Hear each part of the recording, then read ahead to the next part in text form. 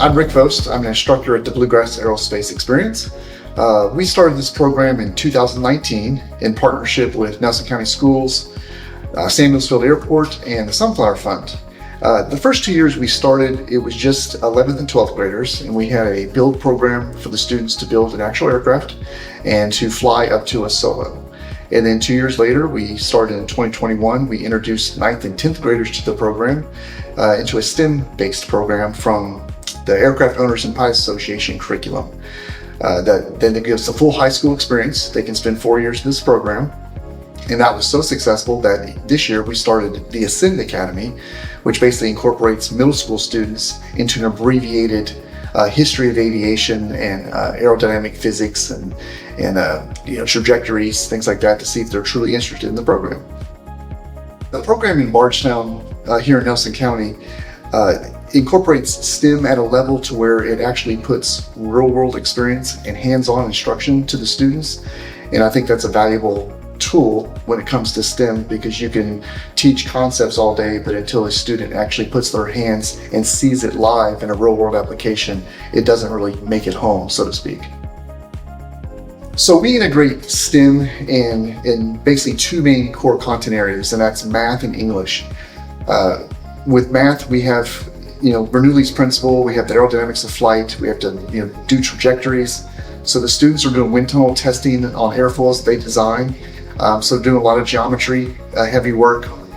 In the rocketry challenge, we had to do tangent to figure out apogee of the rocket, power to weight ratios on the rockets, and then they take all that work back and they have to write reports, document what they've done for this experiment, and they have to do a lot of technical writing in the English class. So in this aerospace lab, we actually have English teacher with me. So when they're not with me learning STEM, they're with the English teacher, and that English teacher is using what they did in the STEM class to generate her English work.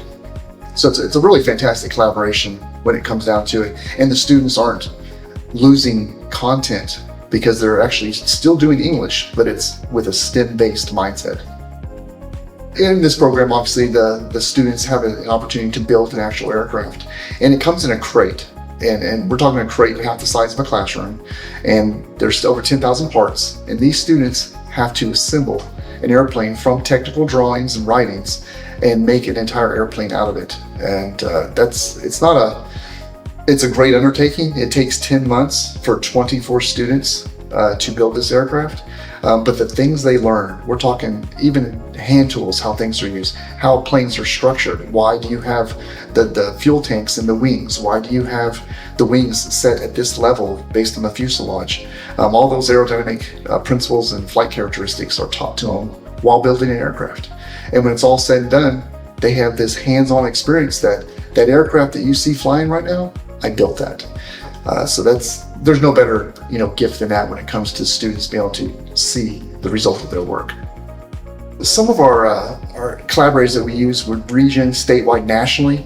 We compete with Skills USA when it comes time to do our commercial drone competition. And we meet a lot of people doing that contest. We have the Balloon Society of Kentucky. When we talk about things that are lighter than air, we do our hot air balloon segment.